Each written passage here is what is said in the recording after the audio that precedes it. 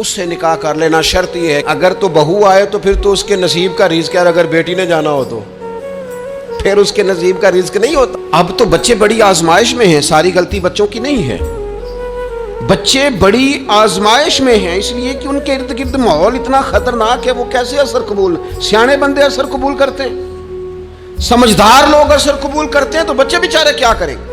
ماحول بہترین بنانا, ماحول کو صاف رکھنا, اور بالخصوص بالخصوص بالخصوص اپنے گھر کے ماحول کو ٹھیک رکھنا, یہ بہت بڑی ذمہ داری. ہم یہ سمجھتے ہیں کہ صرف گھر اینٹوں پتھروں سے بنتا ہے.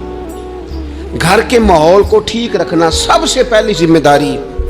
بچوں کے لیے اچھی ماں کا انتخاب, اچھی بیوی لے کے آنا گھر میں, یہ سب سے زیادہ اہم مسئلہ ہے.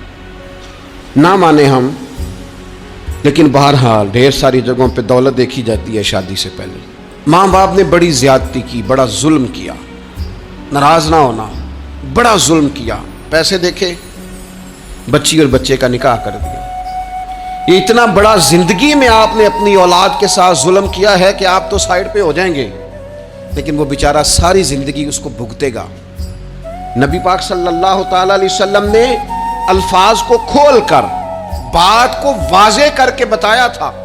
ایک تو ہوتا ہے نا کہ آپ کو کسی تشریح میں جانا پڑے, حضور نے بالکل کھول کے فرمایا کہ عورتوں سے محض ان کی خوبصورتی کی وجہ سے شادی نہ کرنا, اس لیے کہ خوبصورتی ان کو ہلاکت میں ڈال دے گی. اور فرمایا محض ان کے مال کی وجہ سے شادی نہ کرنا, مال ان کو سرکش بنا دے گا. یا رسول اللہ صلی اللہ تعالی علیہ وسلم پھر کیا کرے؟ تو محبوب فرمانے لگے ان کی دینداری کی وجہ سے ان سے شادی کرنا. اور یہ ابن ماجہ میں لفظ موجود ہیں, اللہ کے محبوب علیہ الصلوۃ والسلام فرمانے لگے کان میں سوراخ والی کالے رنگ کی باندی اگر دیندار ہو تو تمہارے لیے بڑی بہتر ہے. باندی ہو, رنگ سیاہ ہو, کان میں سوراخ ہو, اس سے نکاح کر لینا. شرط یہ ہے کہ دیندار ہو. بہت اثرات ہیں ماں کے, لہذا اس انتخاب کے اندر باریکی کا مزاج پیدا کریں اگر اپنے گھر کا ماحول ٹھیک رکھنا چاہتے ہیں.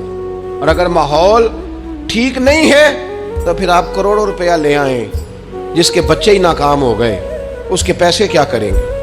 آپ بہت بڑا گھر بنا لیں, لیکن اگر بچے ہی ناکام ہو گئے تو آپ کی بڑی حویلی کیا کارنامہ سر انجام دے. اور اسی طرح کا معاملہ مرد کے ساتھ بھی ہے. نبی پاک علیہ الصلوۃ والسلام نے فرمایا جب تمہیں ایسے لوگ پیغام نکاح دیں جن کا دین اور اخلاق اچھا ہو تو پھر اپنی عورتوں کا نکاح ان سے کر دو. اگر ایسا نہیں کرو گے تو زمین میں فتنہ برپا ہوگا, فساد ہوگا. نیک مرد جب ملے تو پھر اس کے ساتھ نکاح کرو.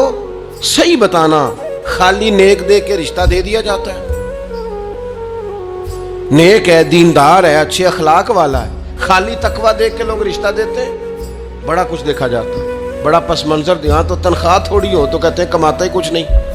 اگر تو بہو آئے تو پھر تو اس کے نصیب کا رزق ہے, اور اگر بیٹی نے جانا ہو تو پھر اس کے نصیب کا رزق نہیں ہوتا. تو جن رشتوں کی بنیاد لالچ پر رکھی جاتی ہے وہاں گھر کا ماحول درست رکھنا ممکن نہیں رہتا. گھر کا ماحول اس وقت درست رہتا ہے جب تقویٰ کو, طہارت کو, پرہیزگاری کو, عمدہ اخلاق کو, عمدہ اطوار کو, اچھے نظریات, ستھرے مزاج کو, گھرداری کے ماحول کو جب پیش نظر رکھا جاتا ہے. پھر حالات کچھ اور طرح کے ہوتے ہیں, لیکن ہمارے یہاں چونکہ یہ چیزیں دیکھی نہیں جاتی, اس پر غور نہیں کیا جاتا. اور میں نے پہلے بھی کہا ہے, پھر کہتا ہوں, یہ بات ضروری ہے, اس پر آپ نے غور کرنا ہے. لوگ دیندار ہوں, دیندار نظر نہ آتے ہوں, تھوڑی سی اس پر غور کر لیں. دینداری کا لیبل نہ ہو, اندر دینداری موجود ہو, صرف بار بورڈ نہ ویزا ہو, اس کے اندر باقاعدہ تقویٰ ہو, پرہیزگاری ہو, اللہ کا خوف ہو, اور سب سے ضروری چیز اچھے اخلاق ہو. نبی اکرم علیہ السلام کی خدمت میں عرض کیا گیا, یا رسول اللہ, ایک بی بی بڑا صدقہ کرتی ہے پر اپنی زبان سے تکلیف دیتی ہے پڑوسیوں کو, صدقات بڑے کرتی ہے, سخی بڑی ہے. تو حضور نے فرمایا دوزخی ہے. یا رسول اللہ, ایک بوڑھی اماں پنیر کے خشک ٹکڑے صدقہ کرتی ہے, غریبنی ہے, پر یا رسول اللہ اخلاق کی بڑی اعلیٰ ہے. اللہ کے محبوب نے فرمایا اسے بتا دو, رب اسے جنت عطا فرمائے گا.